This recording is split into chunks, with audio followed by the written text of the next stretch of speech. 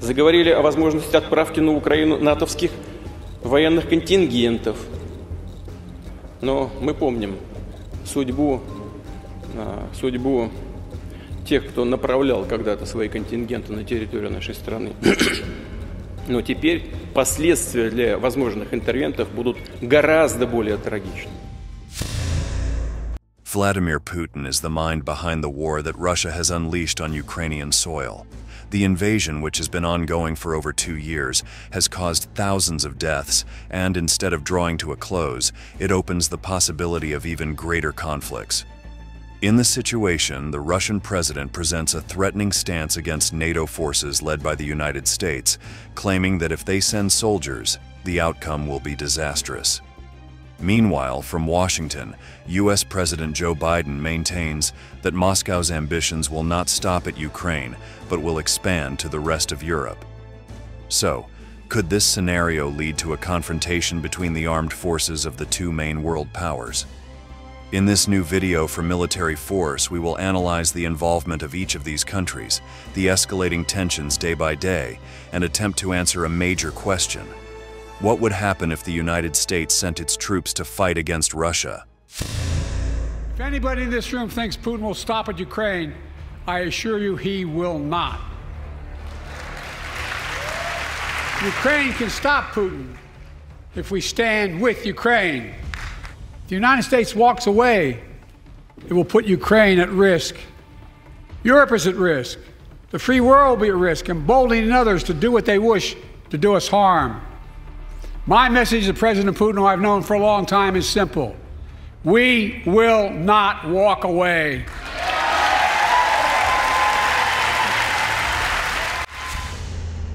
Joe Biden's stance is clear.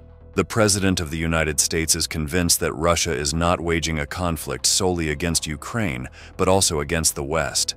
In this view, Putin's real goal would be to reclaim Eastern Europe, as in the times of the former Soviet Union. Thus, the current invasion is seen as just the beginning of a much larger war. According to Americans, if the Kremlin were to achieve victory against Kiev, it would pave the way for expansion across the rest of the continent, potentially including countries such as Moldova, Georgia, and Bosnia. These are some of the examples of the most vulnerable nations, as they are not part of NATO or the European Union. However, the list of potential targets also includes members of the Atlantic Alliance such as Estonia, Latvia, and Lithuania. Each possibility opens up different scenarios for the Americans, who prefer to take preventive measures rather than risk losing the advantage in a large-scale conflict. Nonetheless, before moving forward and imagining the most deadly possible outcome, let's first examine what has happened as we approach the 2-year mark of the war on Ukrainian soil. In April 2024, Biden signed a long-awaited foreign aid bill, which triggered a Pentagon initiative to swiftly send a $1 billion arms package to Kyiv. The U.S. military had pre-stocked much of the weaponry to deliver it to Ukrainian troops as quickly as possible. All the equipment came from Washington's own arsenal and included armored vehicles, anti-tank weapons, artillery shells, and the much-needed air defense interceptors that Ukraine had been requesting. This helped restore the aid that had been blocked earlier in the year due to internal political disputes in the United States. The months of delay in sending the package were strongly felt by Ukrainian troops, who had to endure the Russian onslaught without the support of their main ally. Once the link was restored, the president of Ukraine, Vladimir Zelensky, welcomed the measure and assured that he would work actively with his friends in the United States to use the weapons that his warriors need. Це важлива допомога, яка сьогодні посилить Україну. This aid will strengthen Ukraine and send the Kremlin a powerful signal that it will not be the second Afghanistan. The United States will stay with Ukraine and they will protect democracy in the world. This is a show of leadership and strength. Both Biden and Zelensky have agreed that ending Vladimir Putin's aspirations is the only alternative to reduce a global threat. However, the support of the United States and NATO for Ukraine only increases tensions on the Russian side. The Kremlin has been targeting the West with the news of a new arms shipment to Kyiv, and the warning of a possible nuclear conflict has once again sown fear. Russian Foreign Minister Sergei Lavrov said countries such as the United States, France, and the United Kingdom were bringing the world to the brink of a clash between the world's largest nuclear powers. He said the Atlantic Alliance was obsessed with the idea of inflicting a strategic defeat on Moscow. He said the arrival of billions in military equipment was bringing it closer to a direct duel with Russia. Since the war began, Putin's government has repeatedly warned of growing nuclear risks, saying Washington should take them seriously. Meanwhile, U.S. officials say there has been no change in Russia's stance on using such weapons. As tensions mount, Lavrov again lashed out at Western rivals, saying they are the main backers of the criminal regime in Kiev. He also said their provocative stance could end in the worst possible way. He made his threat abundantly clear. При этом западники опасно балансируют на грани прямого военного столкновения ядерных держав, что чревато катастрофическими последствиями. It is true that a nuclear war involving the United States and Russia would mean the end of the world as we know it. Both sides understand that if such a conflict were to erupt, neither could truly emerge victorious without suffering incalculable losses. In light of this, we must explore other ways a confrontation between the two powers could occur. As previously mentioned, Washington believes that Moscow intends to advance beyond Ukraine. This raises the possibility that Putin's forces might attack a NATO member, at which point U.S. troops would be ready to intervene. If that were to happen, we would see a clash between great powers, and it is time to imagine how that might unfold. The battle would start with NATO allies, as they would be the first to respond until American forces arrive. In the initial hours of hostilities, which would effectively mark the beginning of World War III, nations across Europe would immediately mobilize their armies, awaiting the arrival of U.S. forces. The early actions would focus on limiting Russia's advance over water, with ships heading to the Baltic Sea. The Western Fleet would aim to stop any attempt by the Russian Navy to break into the Atlantic Ocean, as this could potentially threaten American transports bringing most of the firepower from America.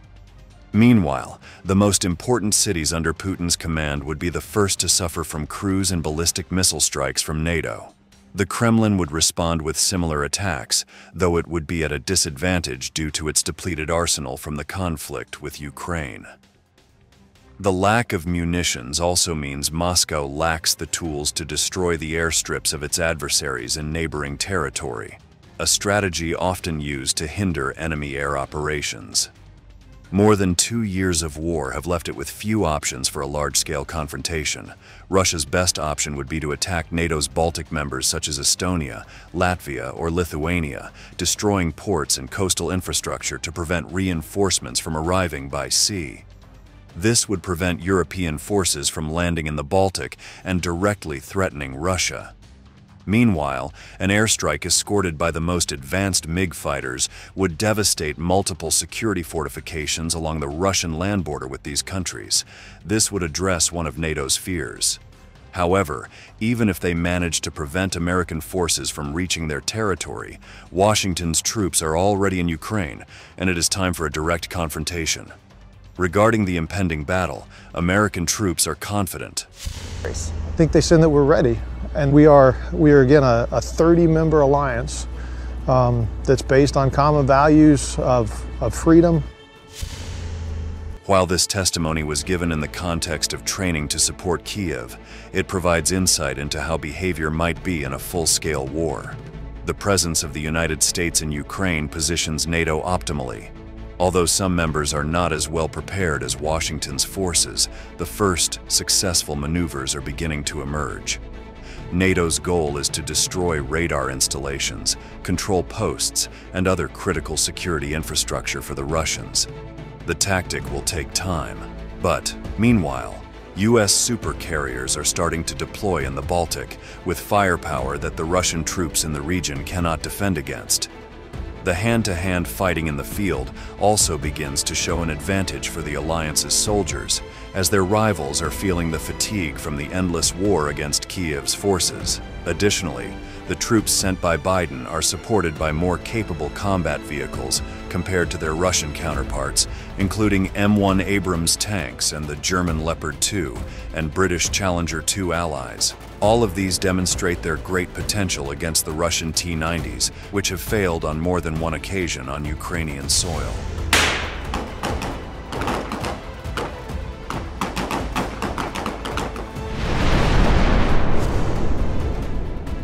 NATO's attacks are becoming increasingly deep, penetrating Russian territory thanks to American B-2 stealth bombers that can evade Russian defenses and inflict catastrophic damage on key infrastructure in Moscow.